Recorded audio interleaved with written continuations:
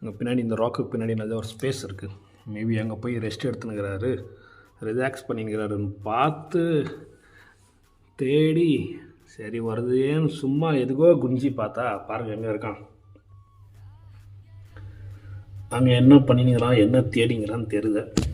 இங்கேருந்து இங்கே it's a big space ஆக்சுவலாக. இப்படி ஏறி பின்னாடி வித சான்ஸு கிடையாது. இப்படி வந்து அங்கே போயிருக்கான். ஸோ எப்படியோ நல்ல வேலை பார்த்துட்டேன். பிகாஸ் என்னென்னா இங்கே அவுட் ஆஃப் டைமுக்கு தண்ணியை விட்டு வெளியே இருக்க முடியாது. ஏன்னா தே வில் கெட் டீஹைட்ரேட்டட். நீங்கள் இப்போவே பார்க்குதான் பாருங்கள், ஏதோ டஸ்ட்டாக தான் ரொம்ப இருக்குது. ஸோ